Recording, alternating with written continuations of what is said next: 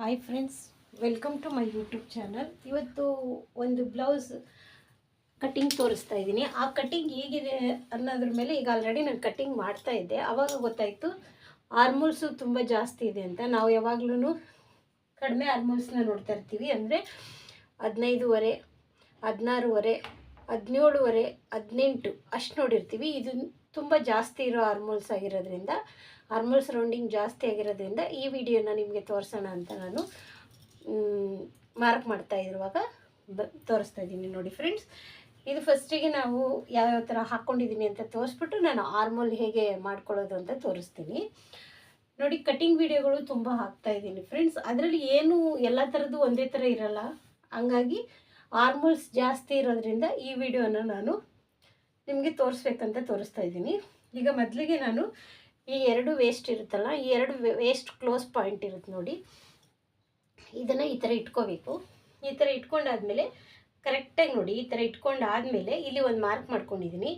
ಈ ಮಾರ್ಕ್ ಮಾಡ್ಕೊಂಡ್ಮೇಲೆ ಇಲ್ಲಿ ಎರಡು ಮಾರ್ಕ್ ಏನಕ್ಕೆ ಮಾಡ್ಕೊತಿದ್ದೀನಿ ಅಂದರೆ, ಈ ಥರ ಫೋಲ್ಡಿಂಗ್, ಈ ಥರ ಡಾಟ್ ಹಿಡಿತೀವಲ್ಲ, ಅದಕ್ಕೆ ಕರೆಕ್ಟಾಗಿ ನಮಗೆ ಎಷ್ಟು ಹಿಡಿತೀನಿ ಅನ್ನೋದಕ್ಕೋಸ್ಕರ ನಾನು ಈ ಮಾರ್ಕ್ನ ಮಾಡ್ಕೊಂಡಿದ್ದೀನಿ. ನೋಡಿ, ಇಲ್ಲಿ ಏನು ಮಾರ್ಕ್ ಮಾಡ್ಕೊಂಡಿದ್ದೀನಿ ಅದನ್ನು ಇಲ್ಲಿ ಮಾರ್ಕ್ ಮಾಡ್ಕೊಂಡಿದ್ದೀನಿ.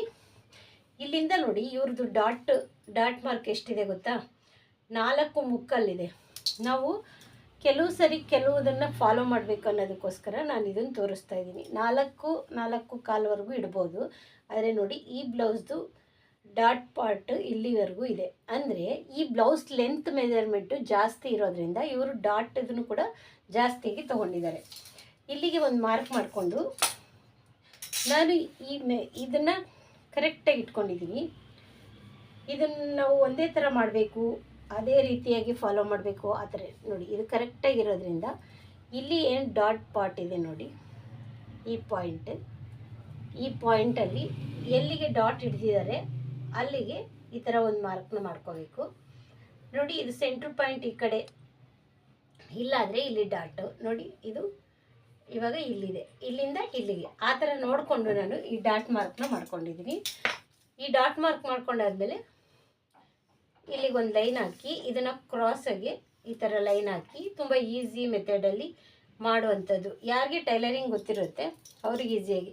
ನಿಮಗೆ ಕೆಳಗಡೆ ಇನ್ಸೈಡು ಗೊತ್ತಾಗಬೇಕಂದ್ರೆ ಈ ಥರ ಒಂದು ಮಾರ್ಕ್ನ, ಈ ಥರ ರೋಲರ್ ಇರುತ್ತಲ್ಲ, ಸೇಮ್ ಈ ಥರ ನಾವು ಒಂದು ಸ್ವಲ್ಪ ಪ್ರೆಸ್ ಮಾಡಿದರೆ ನಮ್ಗೆ ಇನ್ಸೈಡ್ ಇದೇ ಥರ ಮಾರ್ಕ್ ಬಿದ್ದಿರುತ್ತೆ. ಅವಾಗ ಅಲ್ಲಿ ನಾವು ಮಾರ್ಕ್ನ ಮಾಡ್ಕೋಬೋದು ಉಲ್ಟಾ ಮಾಡಿಕೊಂಡು. ನೆಕ್ಸ್ಟ್ ಬಂದು ಲೆಂತ್ ಬಂದು ಇದು ಎಷ್ಟಿದೆ ಅಂತ ತೋರಿಸ್ತೀನಿ ನೋಡಿ.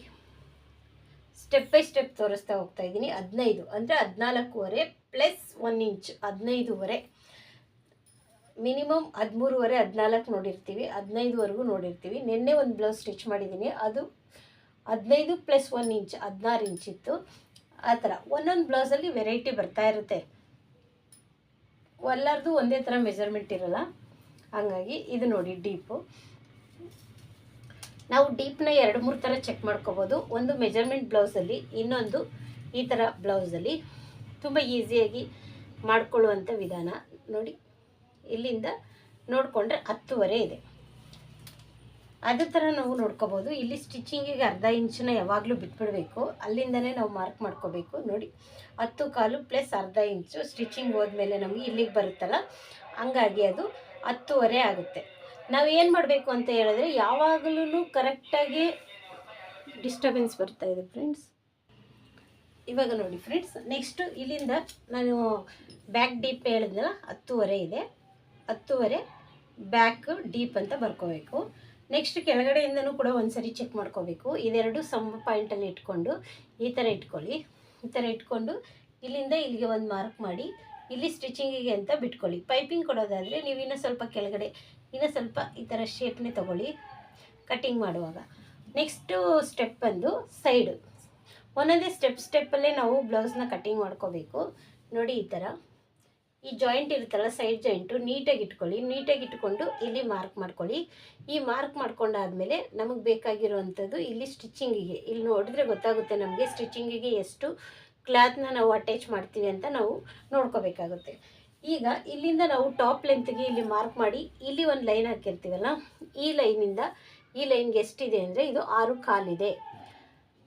6 ಕಾಲಿದೆ. 6 ಕಾಲನ್ನ ಇಲ್ಲಿನೂ ಕೂಡ ಒಂದು ಸ್ವಲ್ಪ ಮುಂದೆ ಕೂಡ ತೊಗೊಂಡು ಇಲ್ಲಿಗೂ ಕೂಡ ನಾನು 6 ಕಾಲಿಗೆ ಮಾರ್ಕ್ ಮಾಡ್ಕೊಂಡಿದ್ದೀನಿ. ನೆಕ್ಸ್ಟ್ ಬಂದು ಇಲ್ಲಿ ನೆಕ್ ಓಪನಿಂಗ್ ಬಂದು ನಾನು 2.5 ತೊಗೊಂಡಿದ್ದೀನಿ. ಇದು ಡೀಪ್ ಇರೋದ್ರಿಂದ ಇಲ್ಲಿಂದ ಇಲ್ಲಿ 2.5 ತೊಗೊಂಡು ಇಲ್ಲಿ ಸ್ಟಿಚಿಂಗಿಗೆ ಅಂತ ಒಂದು ಕಾಲು ಇಂಚನ್ನ ಬಿಟ್ಕೊಂಡಿದ್ದೀನಿ. ನೆಕ್ಸ್ಟ್ ಇವ್ರದ್ದು ಶೋಲ್ಡ್ರ್ ಪಟ್ಟಿ ನೋಡ್ಕೋಬೇಕು. ಇದು ಶೋಲ್ಡ್ರ್ ಪಟ್ಟಿ ನೋಡ್ಕೊಂಡಾಗ ನಮಗೆ ಎಷ್ಟಿದೆ ಅಂತ ಗೊತ್ತಾಗುತ್ತೆ. ಈ ಪಾಯಿಂಟಿಗೆ ಇಟ್ಕೊಂಡು ಇಲ್ಲಿ ಇಟ್ಕೊಂಡು ನೋಡಿ, ಇಲ್ಲಿ ಜಾಯಿಂಟ್ ಇರುತ್ತೆ ಮತ್ತು ಇಲ್ಲಿ ಸ್ಟಿಚಿಂಗಿಗೆ ಎಷ್ಟು ಬಿಟ್ಟಿರ್ತಾರೆ ಅಂತ ನೋಡ್ಕೋಬೇಕಾಗುತ್ತೆ. ಅದನ್ನೆರಡನ್ನೂ ನೋಡಿಕೊಂಡು ಮಾರ್ಕ್ ಮಾಡ್ಕೊಂಡಾದಮೇಲೆ ನೋಡಿ 5ವರೆಗೂ ಒಂದು ಗೀಟು ಕಡಿಮೆ ಬರ್ತಾ ಇದೆ. ಅಂದರೆ ಇಲ್ಲಿ ಡೀಪ್ ಜಾಸ್ತಿ ಇರೋದ್ರಿಂದ, ಇಲ್ಲಿ ಆರ್ಮೋಲ್ಸು ಜಾಸ್ತಿ ಕೆಳಗಡೆ ತೊಗೊಂಡಿರೋದ್ರಿಂದ ನಾವಿಲ್ಲಿ ಶೋಲ್ಡ್ರ್ ಅನ್ನೋದನ್ನ ಚಿಕ್ಕದಾಗಿ ತೊಗೋಬೋದು. ಒಂದೊಂದು ಬ್ಲೌಸಲ್ಲಿ ಒಂದೊಂದು ಮೆಜರ್ಮೆಂಟಿಗೆ ಬೇರೆ ಬೇರೆ ಥರ ಆಗಿ ಬರುತ್ತೆ ಫ್ರೆಂಡ್ಸ್. ಅದನ್ನು ನಾವು ನೋಡ್ಕೋಬೇಕು. ಇಲ್ಲಿ ಕೂಡ ಸೇಮ್ ಇಲ್ಲೇನು ಪಾಯಿಂಟ್ ತೊಗೊಂಡಿರ್ತೀವಿ ಅದನ್ನು ಇಲ್ಲಿ ಆರ್ಮೋಲ್ಸ್ ಕಟ್ ಮಾಡೋ ಟೈಮಲ್ಲಿ ಕೂಡ ಸೇಮ್ ಮಾರ್ಕ್ ಮಾಡಿಕೊಂಡು ಒಂದು ಸ್ಕೇಲಲ್ಲಿ ಮಾರ್ಕ್ ಮಾಡ್ಕೊಂಡಿದ್ದೀನಿ ನಾನು. ನೋಡಿ ಇದು ಇಲ್ಲಿ ಬಂದು ನಾನು 2.5 ತೊಗೊಂಡಿದ್ದೀನಿ ನೆಕ್. ಇದು ಟೋಟಲ್ ಬಂದು 5ವರೆಗೂ ಅಂದರೆ 5.38 ಅಂತ ಹೇಳ್ತೀವಿ ನಾವು. 5.38 ಅಂದರೆ 5.5ವರೆಗೆ ಕಡಿಮೆ ಇದ್ದರೆ 38 ಅಂತೀವಿ. 5 ಕಾಲಿಗಿಂತ ಕಡಿಮೆ ಇದ್ದರೆ ಕ್ವಾರ್ಟರ್ ಅಂತೀವಿ. ಓಕೆ, ಅದನ್ನು ಸ್ವಲ್ಪ ನೋಡಿಕೊಂಡು ನಮಗೆ ಯಾವ ಥರ, ಅಥವಾ 1 ಗೀಟು 2 ಗೀಟು ಅಂತ ಕೂಡ ನಾವು ಮಾಡ್ಕೊಳ್ತೀವಿ. ಇಲ್ಲಿಂದ ಸ್ಟ್ರೇಟ್ ಇಲ್ಲಿ ಒಂದು ಲೈನ್ ಹಾಕ್ಕೊಂಡಿದ್ದೀನಿ ಮತ್ತು ಇಲ್ಲಿ ಕೂಡ ಒಂದು ಸ್ಟ್ರೇಟ್ನ ಲೈನ್ ಹಾಕ್ಕೊಂಡಿದ್ದೀನಿ. ಸೆಂಟ್ರಿಗೆ ಈ ಥರ ಒಂದು ಲೈನ್ ಹಾಕ್ಕೊಂಡಿದ್ದೀನಿ. ಸೆಂಟ್ರಿಗೆ ಒಂದು ಲೈನ್ ಹಾಕ್ಕೊಂಡು ಇಲ್ಲಿಂದ ಇಲ್ಲಿಗೆ 1.5ಗೆ ಮಾರ್ಕ್ ಮಾಡ್ಕೊಂಡಿದ್ದೀನಿ. ನೋಡಿ ಈ ಥರ ಇಲ್ಲಿಂದ ಇಲ್ಲಿಗೆ ಶೋಲ್ಡ್ರ್ ಆರ್ಮೋಲ್ ಸ್ವಲ್ಪ ಡೌನ್ ಇದೆ, 6 ಕಾಲಿದೆ ಅಂದಾಗ ಇಲ್ಲಿ 1 ಕಾಲೆಲ್ಲ ತೊಗೋಬಾರ್ದು. ಅದು ಒಂದು ಮುಖ್ಯವಾದ ಪಾಯಿಂಟ್ ಆಗಿರುತ್ತೆ. ಇವಾಗ ಇಲ್ಲಿಂದ ನಾವು ಹೇಗೆ ಮಾರ್ಕ್ ಮಾಡ್ಕೊಳ್ತೀವಿ, ಯಾರಿಗೂ ಟೈಲರಿಂಗ್ ಗೊತ್ತಿರುತ್ತೆ ಅವ್ರಿಗೆ ಕೆಲವೊಂದು ಸಾರಿ ಡೌಟ್ ಈ ಥರ ಬಂದಾಗ ಅಂತ ಅಂದವ್ರಿಗೆ ನೋಡಿ ಈ ಥರ ಇಲ್ಲಿ ಒಂದು ಮಾರ್ಕ್ ಹಾಕ್ಕೋಬೇಕು. ಯಾವಾಗಲೂ ಈ ಲೈನಿಂದ ಈ ಲೈನ್ಗೆ ಸೆಂಟ್ರಿಗೆ ಒಂದು ಲೈನ್ ಹಾಕ್ಕೋಬೇಕು. ಯಾಕಂದರೆ ನಾವು ಇಲ್ಲಿ ಶೇಪ್ ಕೊಡ್ತೀವಲ್ಲ, ಆ ಶೇಪು ಈ ಪಾಯಿಂಟಿಗೆ ಟಚ್ ಆಗಬೇಕು. ಈ ಥರ ನೀಟಾಗಿ ಒಂದು ನೋಡಿ ಈ ಥರ ಹಾಕ್ಕೊಳ್ಳಿ. ನಮಗೆ ರೂಢಿಯಾಗಿರೋದ್ರಿಂದ ಈ ಥರ ಹಾಕಿರ್ತೀನಿ.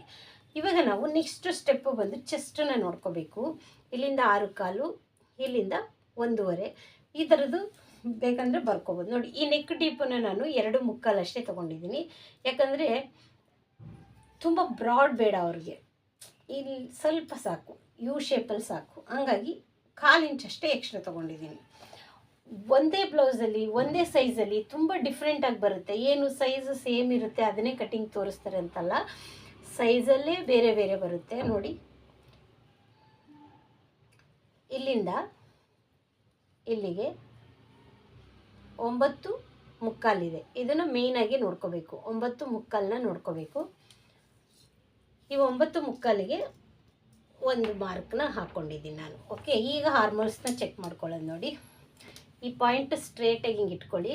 ಈ ಸ್ಟಿಚಿಂಗ್ ಏನು ಹಾಕಿರ್ತೀವಲ್ಲ ಆ ಕಡೆಯಿಂದನೇ ನಾವು ಟೇಪ್ನ ನಿಧಾನವಾಗಿ ಹಿಂಗೆ ತಿರುಗಿಸ್ತಾ ಹೋಗಬೇಕು.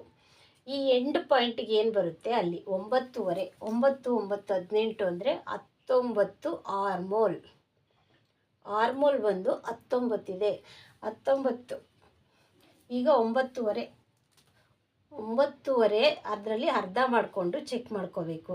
ನೋಡಿ ಈ ಥರ ಟೇಪ್ನ ನಿಧಾನವಾಗಿ ಇಟ್ಕೊಂಡು ತಿರುಗಿಸ್ತಾ ಹೋಗಿ ನಾವು 9.5 ಅಂದರೆ ಕರೆಕ್ಟಾಗಿ ನೋಡ್ಕೋಬೇಕು. ನಾವು ಟೇಪ್ನ ಒಂದು ಸ್ವಲ್ಪ ಕೂಡ ಆ ಕಡೆ ಈ ಕಡೆ ಅಲ್ಲಾಡಿಸ್ಬಾರ್ದು, ಆಗ ನಮಗೆ ಕರೆಕ್ಟಾಗಿ ಕುತ್ಕೊಳ್ಳೋದು. ನೋಡಿ 9.5 ಬಂದು ಆರ್ಮೋಲ್ಸ್ ಇಲ್ಲಿಗೆ ಬರ್ತಾಯಿದೆ. ನಾವು ಮೇಲಿಂದ ಚೆಕ್ ಇಲ್ಲಿ ಸ್ಟಿಚಿಂಗಿಗೆ ಬಿಟ್ಟಿದ್ದೀವಿ. ಸ್ಟಿಚಿಂಗಿಗೆ ಬಿಟ್ಟಿಲ್ಲ ಅಂದರೆ ಅದು ಇವಾಗ ಇಲ್ಲಿಗೆ ಬರ್ತಾಯಿದೆ ಅಂದಾಗ ನಾವೇನು ಮಾಡಬೇಕು ಅಂತ ನೋಡ್ಕೋಬೇಕು. ಒಂದು ಸರಿ ನಾನು ಇಲ್ಲಿ ಸ್ಲೀವ್ನ ಕಟ್ಟಿಂಗ್ ಮಾಡ್ಕೊಂಡಿದ್ದೀನಿ, ಇಲ್ಲಿಗೆ ಬರುತ್ತದು ಪಾಯಿಂಟು. ಕ್ಲಾತ್ನ ಅಟ್ಯಾಚ್ ಮಾಡ್ಕೊಳ್ತೀನಿ. ಈ ಪಾಯಿಂಟ್ಗೆ ಇಟ್ಕೊಂಡು ಹೀಗೆ ಟರ್ನ್ ಮಾಡ್ತಾ ಹೋಗಬೇಕು. ನಿಧಾನವಾಗಿ ನಾವು ಏನು ಸ್ಲೀವ್ನ ಕಟ್ಟಿಂಗ್ ಮಾಡ್ಕೊಂಡಿರ್ತೀವಿ ಆ ಕಟ್ಟಿಂಗ್ ಮಾಡ್ಕೊಂಡಿರೋ ಪಾಯಿಂಟ್ನ ಚೆಕ್ ಮಾಡ್ಕೊಂಡು ಹೋದಾಗ ನಮಗಿಲ್ಲಿ ಪಾಯಿಂಟ್ ಅನ್ನೋದು ಚೆಸ್ಟ್ ಮೆಜರ್ಮೆಂಟ್ ಏನು ಮಾರ್ಕ್ ಮಾಡ್ಕೊಂಡಿದ್ದೀವಿ ಅಲ್ಲೇ ಬಂದಿದೆ. ಆದರೆ ಸ್ವಲ್ಪ ಚೇಂಜಸ್ಸು ಆಗುತ್ತೆ ಈ ಥರ ಆದಾಗ. ಆರ್ಮೋಲ್ಸ್ ಪಾಯಿಂಟ್ ಇದ್ದಾಗ ಈ ಥರ ನೀಟಾಗಿ ಇಟ್ಕೋಬೇಕು. ನೀಟಾಗಿ ಇಟ್ಕೊಂಡು ಏನಕ್ಕೆ ಚೇಂಜಸ್ ಆಗಿದೆ ಅಂತ ಸ್ವಲ್ಪ ನೋಡ್ಕೋಬೇಕು. ಇಲ್ಲಿಂದ ನೋಡ್ಕೊಳ್ಳಿ. ಆಗ ಈ ಜಾಯಿಂಟ್ ಸ್ಟಿಚಿಂಗ್ ಪಾಯಿಂಟ್ ಏನಿದೆ ಅದನ್ನು ನಾವು ಚೆಕ್ ಮಾಡಿಕೊಂಡಾಗ, ನಾನು ಸ್ಲೀವ್ ಕಟ್ ಮಾಡ್ಕೊಂಡಿರೋ ಚೆಕ್ ಮಾಡ್ಕೊಂಡಾಗ ಕೂಡ ಇಲ್ಲಿ ಬರ್ತಾ ಇದೆ. ಅಂದರೆ ನಾವು ಇಲ್ಲಿ ಪಾಯಿಂಟ್ನ ಮಿಸ್ ಮಾಡಿದ್ದೀವಿ ಅಂತ, ಅಥವಾ ಏನೋ ಸ್ವಲ್ಪ ಚೇಂಜಸ್ ಆಗಿದೆ ಅಂತ. ಅದಕ್ಕೆ ಇದನ್ನು ನೀಟಾಗಿ ಮತ್ತೊಂದು ಸರಿ ಟರ್ನ್ ಮಾಡಿ ನೋಡೋಣ. ಈಗ ನೋಡಿ ಎಳಿಬಾರ್ದು, 9 ಬರ್ತಾ ಇದೆ. ಅಂದರೆ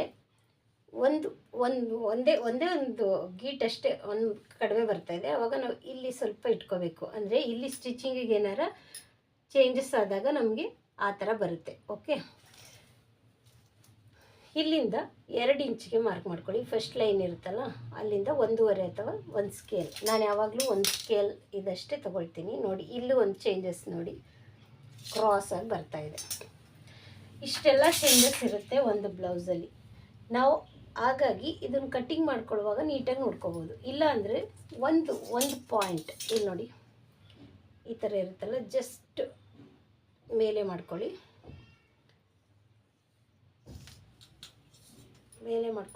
ಆಮೇಲೆ ಇಲ್ಲಿಂದ ಕ್ರಾಸಾಗಿ ಇದು ಮೇನ್ ಇಂಪಾರ್ಟೆಂಟ್ ಆಗುತ್ತೆ ಅಂತ ತೋರಿಸ್ತಾ ಇದ್ದೀನಿ. ಆರ್ಮಲ್ಸ್ ನಮಗೆ ಚೆಕ್ ಮಾಡೋದಕ್ಕೆ 1 ಪಾಯಿಂಟ್ ಮೇಲೆ ಬರುತ್ತೆ.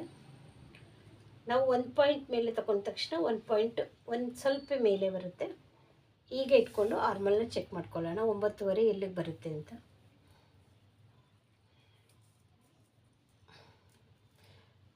ಇದು ಮೇಲೆ ಬರ್ತಾ ಇದೆ. ಹಂಗಾಗಿ ನಾವೇನು ಮಾಡಬೇಕು, ಒಂದು ಸ್ವಲ್ಪ ಕೆಳಗಡೆ ಇಟ್ಕೋಬೇಕು. ಜಸ್ಟ್ ನಾನು ನಿಮಗೆ ತೋರಿಸ್ತಾ ಇದ್ದೀನಿ ಬರೀ ಆರ್ಮೋಲ್ನ ನಾವು ಹೇಗೆ ಸೆಟ್ಟಿಂಗ್ ಮಾಡ್ಕೋಬೇಕು. 9.5 ಬರ್ತಾ ಇದೆ ಅಂದಾಗ ನಾವು ಹೇಗೆ ಸೆಟ್ಟಿಂಗ್ ಮಾಡ್ಕೋಬೇಕು ಅಂತ ತೋರಿಸ್ತಾ ಇದ್ದೀನಿ. ನೋಡಿ ಪಾಯಿಂಟ್ ಅಂದರೆ ಇಲ್ಲಿ ಕೆಳಗಡೆ ಬರ್ತಾ ಇದ್ದೀನಿ. ನಾನು ಟೇಪ್ನ ಕೆಳಗಡೆ ಇಟ್ಕೊಂಡಿದ್ದೀನಿ. ಆಮೇಲೆ ತೋರಿಸೋಣ ಅಂತೇಳಿ ನೋಡಿ ಇವಾಗ ಕರೆಕ್ಟ್ ಪಾಯಿಂಟು ಬಂತು. ನಾವೇನು ಮಾರ್ಕ್ ಮಾಡಿದ್ದೀವಲ್ಲ 9.25ಗೆ ಅಲ್ಲಿಗೆ ಬಂತು. ಅಂದರೆ ಇದನ್ನು ಡೌನ್ ಮಾಡ್ಕೋಬೇಕು. ಈಗ ನಾವು ಕಟ್ಟಿಂಗ್ ಮಾಡ್ಕೊಳ್ಳುವಾಗ ಇಲ್ಲಿ ಮಾರ್ಕ್ ಮಾಡಿದ್ದೀವಲ್ಲ, ಜಸ್ಟ್ ಈ ಥರ ಕೆಳಗಡೆ ಹೋಗಬೇಕು. ಆವಾಗ ನಮಗೆ ಈ ಆರ್ಮೋಲ್ ಪಾಯಿಂಟ್ ಅನ್ನೋದು ಕರೆಕ್ಟಾಗಿ ಬರುತ್ತೆ ಫ್ರೆಂಡ್ಸ್. ಇಷ್ಟೇ ಈ ಆರ್ಮೋಲ್ ಸೆಟ್ಟಿಂಗ್ ಅನ್ನೋದು. ಮೇಲೆ ಮಾಡಿಕೊಂಡ್ರೆ ಇನ್ನೂ ಜಾಸ್ತಿ ಮುಂದೆ ಹೋಗುತ್ತೆ, ಸೆಂಟ್ರ್ ಮಾಡಿಕೊಂಡ್ರೆ ಇನ್ನೂ ಮೇಲೆ ಹೋಗುತ್ತೆ. ಅದಕ್ಕೆ ನಾವೇನು ಮಾಡಬೇಕು, ಒಂದು ಪಾಯಿಂಟ್ ಕೆಳಗಡೆ ಇಡಿಸ್ಕೊಂಡಾಗ ನನಗೆ ಇಲ್ಲಿಂದ ಕರೆಕ್ಟಾಗಿ ಬಂತು. ಈಗ ನಾನು ಅದನ್ನು ಕಟ್ಟಿಂಗ್ ಮಾಡ್ತೀನಿ. ನೋಡಿ ತುಂಬ ಮಾರ್ಕ್ ಮಾಡಿ ರಬ್ ಮಾಡೋ ಬದಲು ಒಂದೊಂದು ಚುಕ್ಕಿ ಥರ ಇಟ್ಟಿದ್ದೀನಿ ನಾನು. ಈ ಥರ ಇಟ್ಕೊಂಡು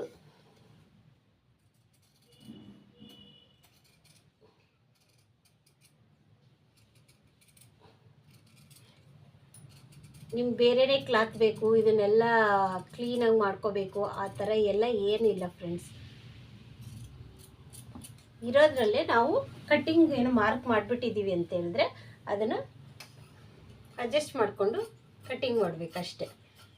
ಈಗ ತೋರಿಸ್ತೀನಿ. ಇವಾಗ ಕಟ್ಟಿಂಗ್ ಮಾಡಾದಮೇಲೆ ನಾನು ಆರ್ಮೋಲ್ಸ್ ಅನ್ನೋದನ್ನ ತೋರಿಸ್ತೀನಿ.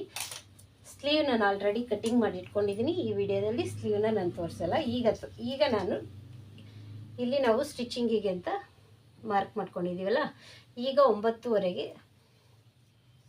1 ಪಾಯಿಂಟ್ 9 ಅಂದರೆ 9.25ಗೆ ನೋಡಿ ಕರೆಕ್ಟಾಗಿ 9.25 ಒಂದು ಗೀಟ್ ಕಮ್ಮಿ ಇರೋ ಥರನೇ ನಾವು ಯಾವುದು ಮಾರ್ಕ್ ಮಾಡಿದ್ವಿ ಅಲ್ಲಿಗೆ ಆರ್ಮೋಲ್ಸ್ ಕರೆಕ್ಟಾಗಿ ಬಂತು ಅಷ್ಟೇ. ಆರ್ಮೋಲ್ ಅಡ್ಜಸ್ಟ್ ಮಾಡ್ಕೊಳ್ಳೋದು ಹೇಗೆ ಅಂತ ನಾನಿವತ್ತು ಈ ವಿಡಿಯೋದಲ್ಲಿ ತೋರಿಸ್ತಾ ಇದ್ದೀನಿ ಫ್ರೆಂಡ್ಸ್.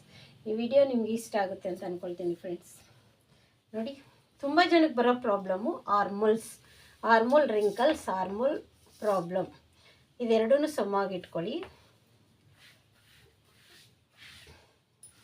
ಸಮವಾಗಿಟ್ಕೊಂಡು ಬ್ಯಾಕ್ ಏನು ಕಟ್ಟಿಂಗ್ ಮಾಡಿದ್ದೀವಲ್ಲ ಅದನ್ನೇ ಸೇಮ್ ಇಟ್ಕೊಳ್ತಾ ಇದ್ದೀನಿ ನಾನು. ಸೇಮ್ ಇದೇ ಥರ ಇಟ್ಕೊಂಡು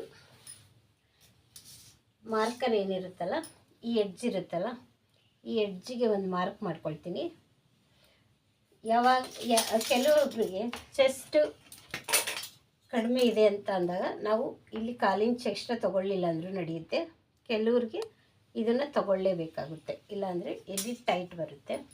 ಇಲ್ಲಿ ನಾನು ನಿಮಗೆ ಬೇರೆ ಬೇರೆ ಮೆಥಡಲ್ಲಿ ತೋರಿಸ್ತಾ ಹೋಗ್ತೀನಿ. ಅಂದರೆ ನನಗೆ ಗೊತ್ತಿರೋದು, ನಾನೇನಾದರೂ ಚೇಂಜಸ್ ಮಾಡ್ಕೊಂಡಿದ್ದೀನಿ ಅಂದರೆ ಆ ಮೆಥಡ್ದು ನಾನು ನಿಮಗೆ ತೋರಿಸ್ತಾ ಹೋಗ್ತೀನಿ. ಇವಾಗ ಏನು ಮಾಡ್ತೀನಿ, ಇದ್ರದ್ದು ಆರ್ಮಲ್ಸು ಸೇಮ್ ಇರುತ್ತಲ್ಲ ಅದನ್ನು ಕಟ್ಟಿಂಗ್ ಮಾಡ್ಕೊಳ್ತೀನಿ. ನೋಡಿ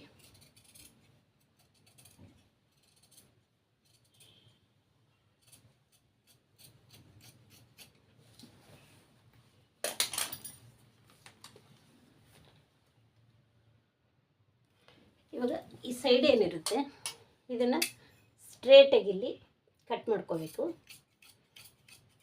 ಎಲ್ಲಿವರೆಗೂ ಆಗುತ್ತೆ ಅಲ್ಲಿವರೆಗೂ ಕಟ್ಟಿಂಗ್ ಮಾಡ್ಕೊಳ್ಳಿ.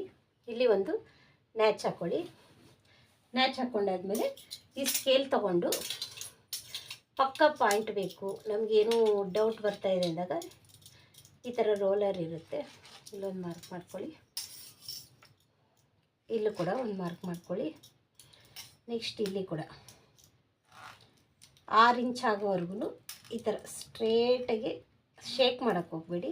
ಮಾರ್ಕ್ ಮಾಡಿಕೊಂಡು ಇದನ್ನು ನೀವು ತೆಗೆದುಬಿಡಿ. ತೆಗೆದಾದ್ಮೇಲೆ ಇಲ್ಲಿಂದ ನೋಡಿ ನಾವೇನು ಮಾರ್ಕ್ ಮಾಡ್ಕೊಂಡಿದ್ದೀವಲ್ಲ ಇಲ್ಲಿಗೆ ಒಂದು ಮಾರ್ಕು, ಇಲ್ಲಿ ಕಾಣಿಸ್ತಾ ಇರುತ್ತೆ ಅದು ಓಲ್ ಥರ, ಅದನ್ನು ಇಟ್ಕೊಳ್ಳಿ. ಇಲ್ಲಿ ಕೂಡ ಸೇಮ್ ಈ ಥರ ಮಾಡ್ಕೊಳ್ಳಿ. ಇಲ್ಲಿಂದ ಅರ್ಧ ಇಂಚಿಗೆ ಮಾರ್ಕ್ ಮಾಡ್ಕೊಳ್ಳಿ. ಯಾವಾಗಲೂ ಫ್ರಂಟ್ ಶೇಪ್ ಅನ್ನೋದು ಅರ್ಧ ಇಂಚಿಗೆ ಮಾರ್ಕ್ ಮಾಡ್ಕೋಬೇಕು. ಆಮೇಲೆ ಈ ಥರ ಸ್ಕೇಲ್ನ ಇಟ್ಕೊಳ್ಳಿ, ನಿಮಗೆ ಶೇಪ್ ಅನ್ನೋದು ನೀಟಾಗಿ ಬರುತ್ತೆ. ಇವಾಗ ಫ್ರಂಟನ್ನ 2.5 ಇದೆ.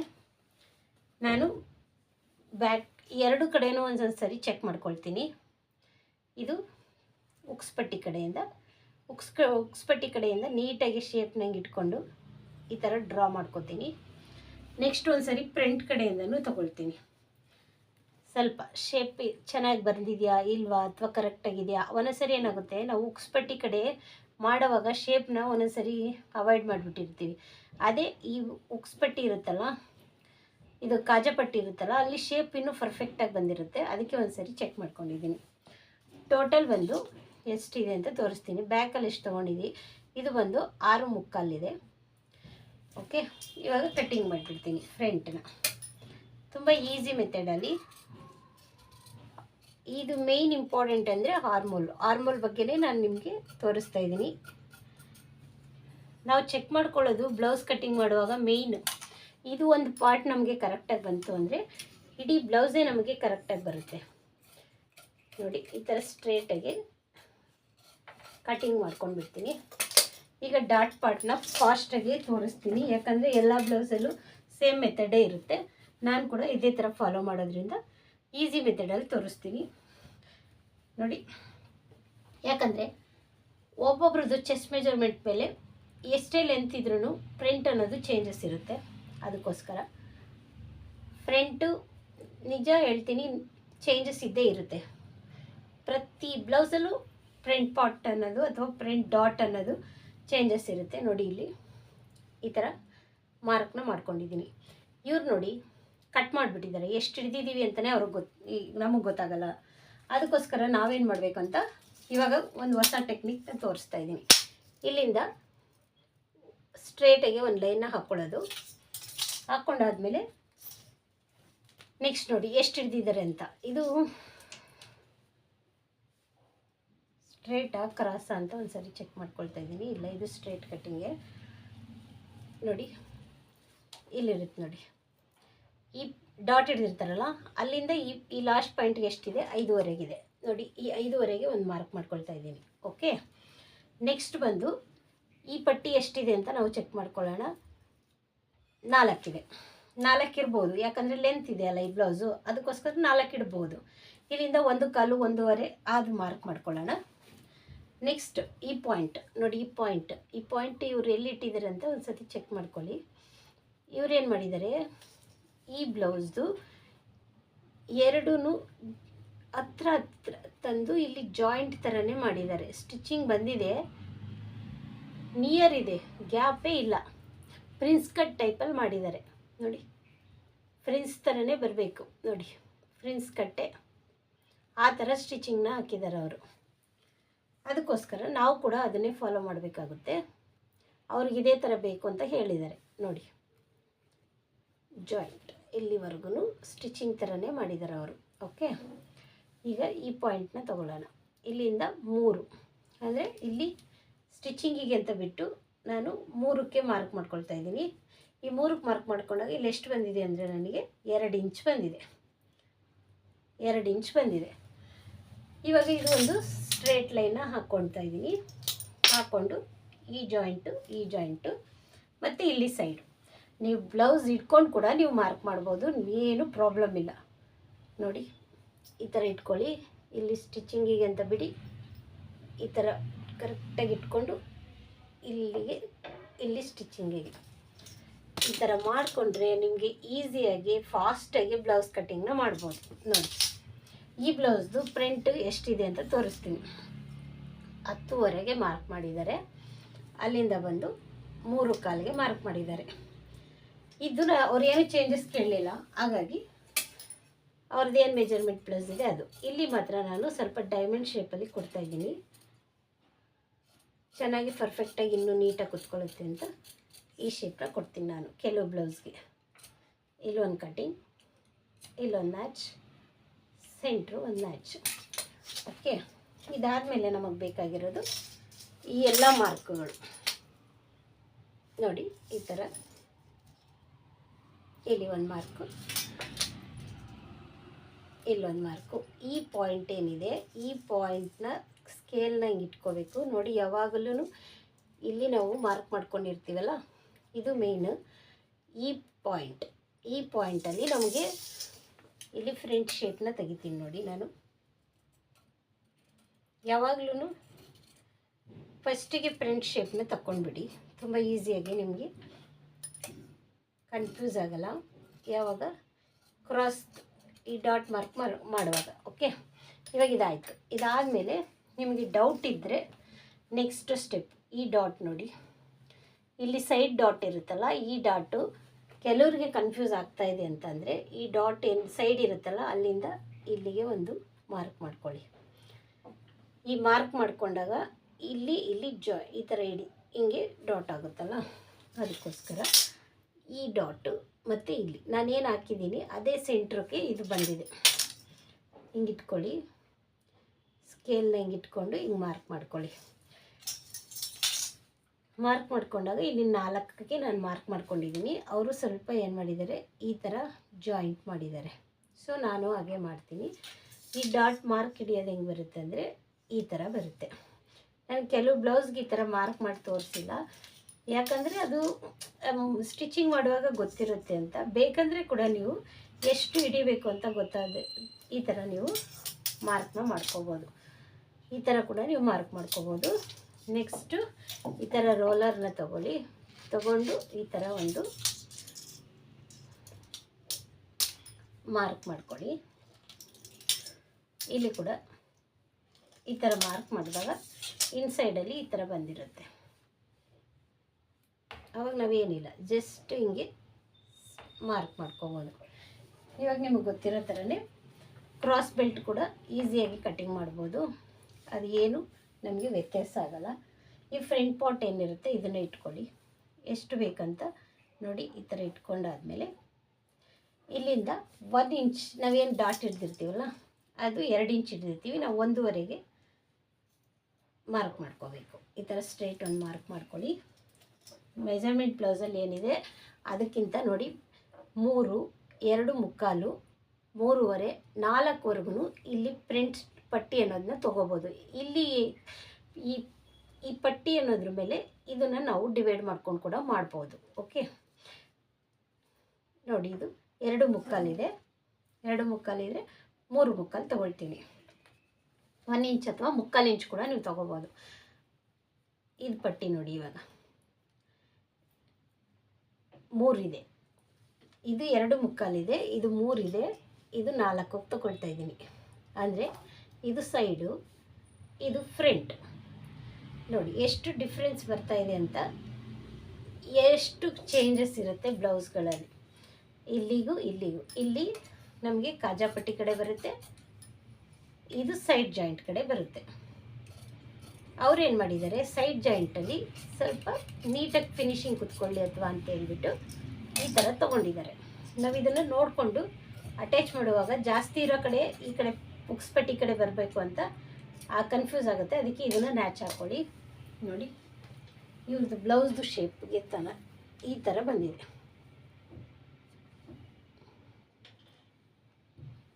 ಓಕೆ ಫ್ರೆಂಡ್ಸ್, ಈ ವಿಡಿಯೋ ನಿಮಗೆ ಇಷ್ಟ ಆಗಿದೆ ಅಂತ ಅನ್ಕೋತೀನಿ ಫ್ರೆಂಡ್ಸ್. ಯಾಕಂದರೆ ಇದು ಆರ್ಮೋಲ್ಸ್ ನೋಡಿ, ನೆಕ್ ಆ್ಯಂಡ್ ಶೋಲ್ಡರ್ ಕಡಿಮೆ ಇದೆ, ಆರ್ಮೋಲ್ಸ್ ಜಾಸ್ತಿ ಇದೆ. ಈ ಥರ ಕೆಲವು ಬ್ಲೌಸಸ್ಗಳು ಬರ್ತಾ ಇರುತ್ತೆ.